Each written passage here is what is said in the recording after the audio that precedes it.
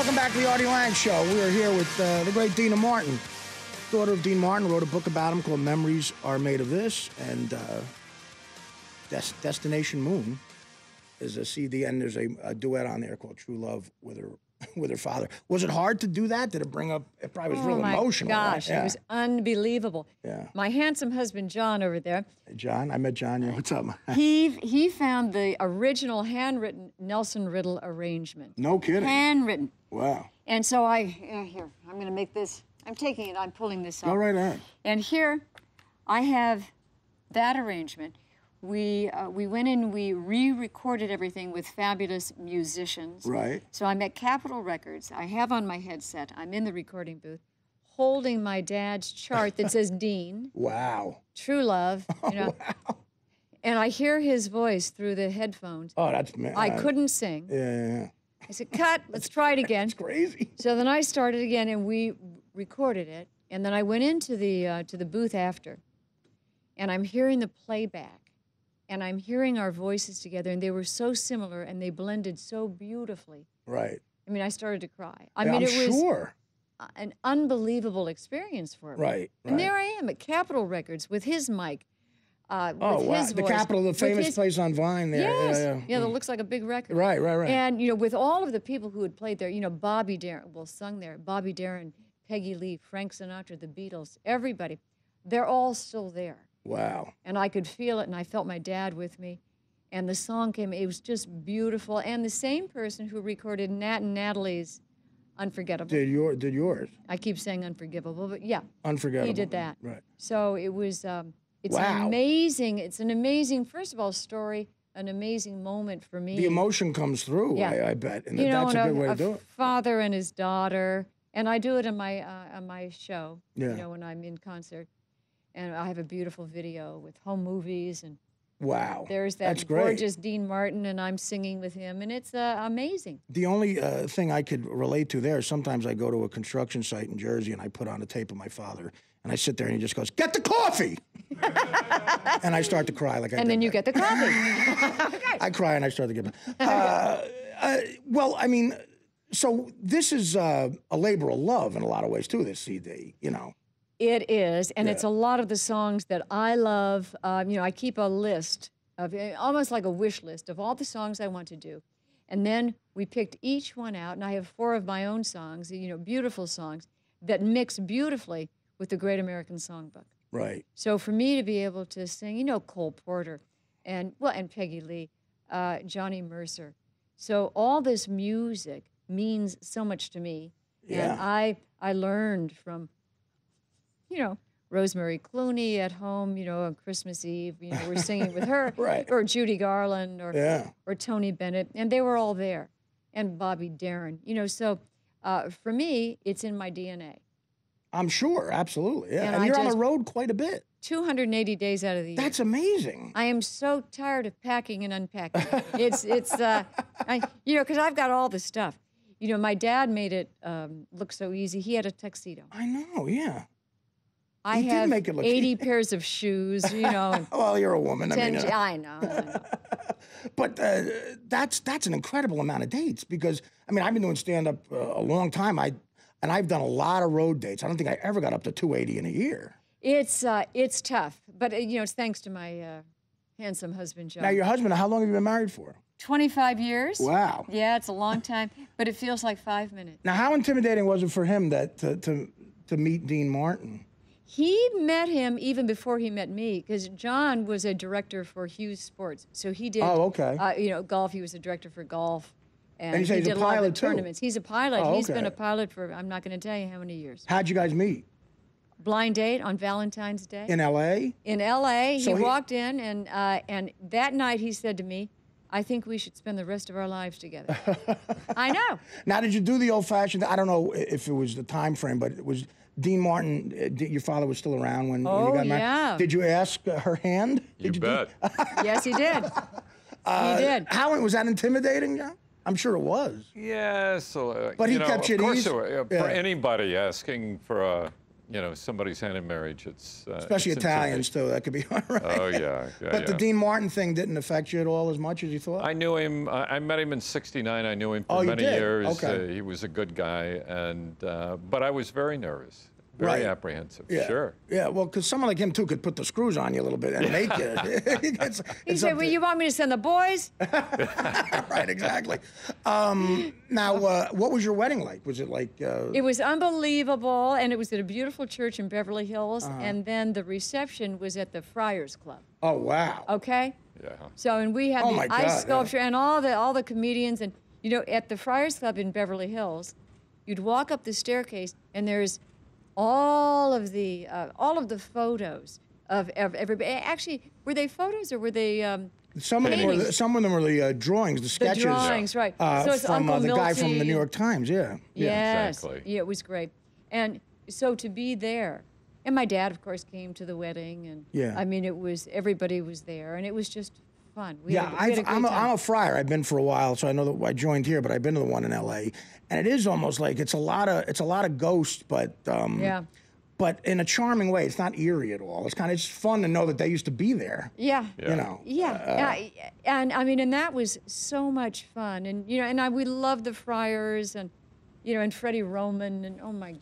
The other great thing that part of your father, think of your father's legacy. As I'm thinking more and more, you have an entire career for 10 years with Jerry Lewis, which is enough for anybody. Yeah. And then More than most. and then you have a movie career, which is, you know, the Rat Pack situation, his TV show, and then what most people know is the roasts, the Dean Martin roasts. The roasts. I mean, like I do roasts now for my generation, and they're so. Now I mean, your language on those roasts. no, I know, but I look. Oh my God. We look back at them and we go like, they were hilarious, and it was on NBC. I know. And your father got James Stewart to go, and Orson Welles, yeah. Oh my God, John Wayne. You know, I Yeah. mean, so when Angie Dickinson. Ronald But when Reagan. you look at all the people that were on it, and they were clean. Now in those days, Even people Rickles had to and all be those guys, yeah. even Rickles and oh my gosh, all of them. But people had to be clever with their jokes. Right. No, I know? agree with you. Look, I'm from this generation. I've done a bunch of roasts, and I wish I could never do a roast on NBC. I'll tell you right now.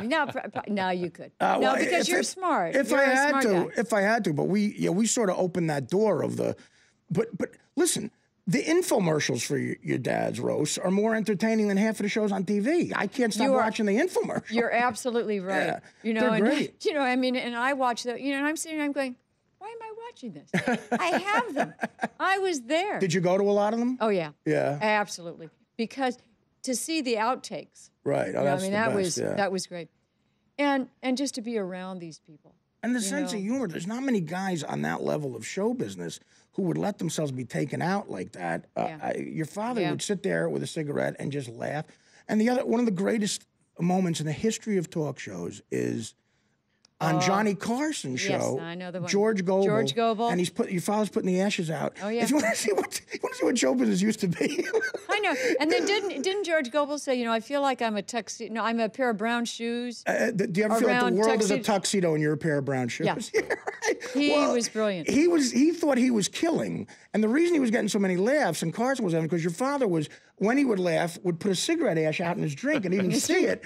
And you had your father, Bob Hope, George Gobel, Johnny Carson, Ed McMahon, all sitting next to each other in the 70s. Everybody's got a cigarette. Everybody's hanging out.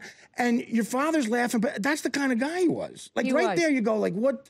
There's nothing better than that.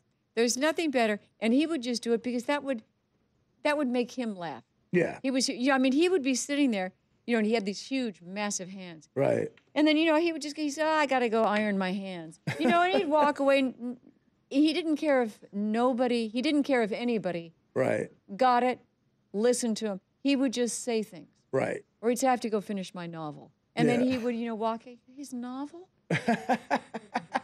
What?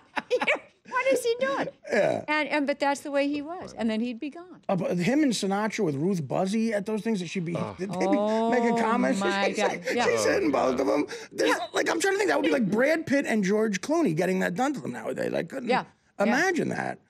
What was the great line of the roast? And Dad, was it Ruth Buzzy who said, you know, Angie Dickinson, take away the hair and the dress and the boobs and what do you have? And Dad said, Ruth Buzzy. You. Yeah, you. Right. You. That was great. Oh, God. Like you look back at it, he lived to be an old man, but he drank, he smoked. It's one of those guys, sometimes you just have it in you. Like nowadays, everybody's eating gluten-free stuff. And I know. he lived to be 90 and, you know. I know. And, you know, but he was healthy. He would get up and he would exercise. Now, here's a tip. He would always pull out the center of the bread. Right. He would only eat the crust. The Maloika. Yeah. Yeah. That's it. You know, and so he said, you'll never get fat if you just eat the crust. Now, boy, he was ahead of his time. Because that's the Atkins diet. There you go. The Dean Martin diet. He should have. That's right. He could have got far with that too. How long did this take you to do? The book? The book. Took me, 50 years to write. No, Right. once I decided, after Dad passed away, and it was Probably had a lot of offers and stuff. a lot of offers, and it was, you know, he died on Christmas, Right. 1995. When I called my mother and told her you're going to be here, Yeah. she almost started to cry. And she said, and I said, what's the matter? He goes, he died on Christmas. My mother said that. Yeah. Now, what you probably don't know is my grandmother, his mother, died on Christmas. Oh, wow. At 3 o'clock. They both died at 3 o'clock No kidding. on Christmas. 3 p.m. 3 a.m. 3 a.m. on Christmas morning. 3 a.m. in the morning. Wow. And now, you know, my husband, he shakes me at 3 a.m. on Christmas. You'll be fine. You Make sure, he must make sure I'm there. But that was so interesting to me. You got a long way to go. You'll be fine. It was interesting, especially with Italians. Like my mother thinks that my mother's going to hear that and she's going to think something about that. Yeah, well, no, I mean, but I believe that. Were you brought up religious? Yeah, well, yeah. Was he a religious guy? He was. He always had his rosary with him. No kidding. Always. My mother's going to love that. He wore the St. Christopher, even after St. Christopher was no longer a saint. Saint of traveling. Yeah, you know. So he had that, and he would say his rosary. I mean, it was an amazing. He was an altar boy. No Yeah. kidding. Yeah.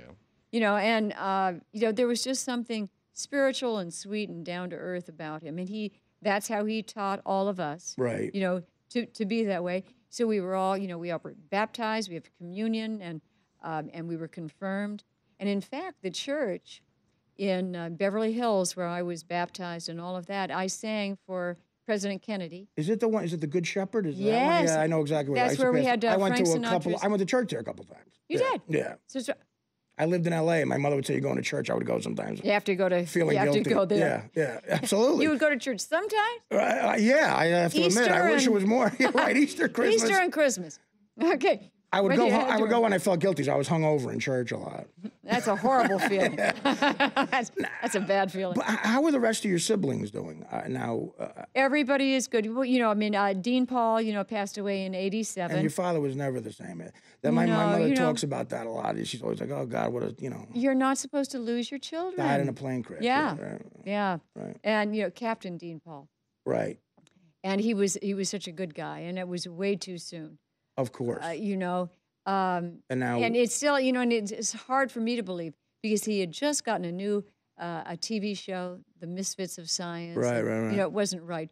But we don't know what's happening in this whole world, you know, so it was his time. Right. And, you know, but everybody else is good. My mom's good. And Oh, that's you know, great. so- That's good. I'm glad to hear that. Yeah, it's nice. Yeah, well, like I said, I told you during a commercial, I met your father at the Hamburger Hamlet in Beverly Hills. I was with Norm Macdonald, a comedian, and David Spade. And Norm loves him so much. And he goes, "Would you say something, blah, blah, blah." So we went up there, and the bartender was going to sort of shoo us away. And he said, "It's all right." And we just talked to him a little bit. And it was I just felt such a connection to him. I said, "Do you mind if I give you a hug?" He's like, Okay. Okay. and he said, "All right, let me hug him." Okay.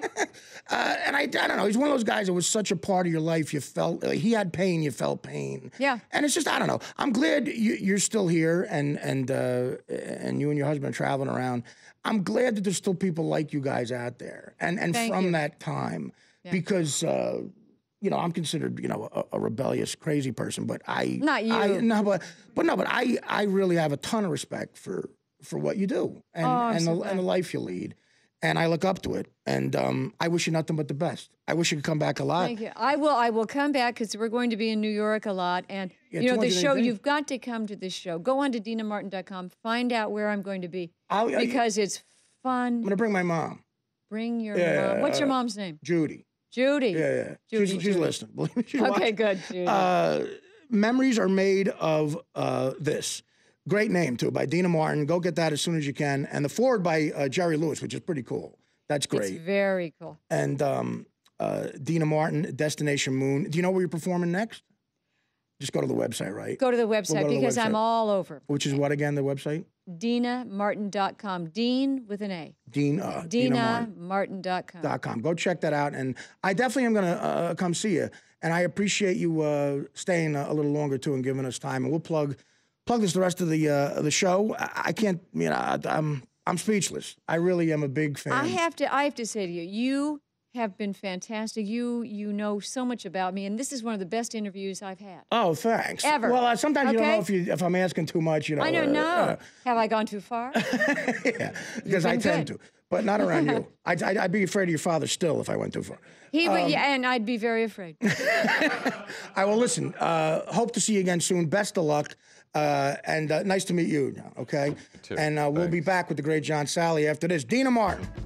The Artie Lange Show, weeknights on Audience, only on DirecTV.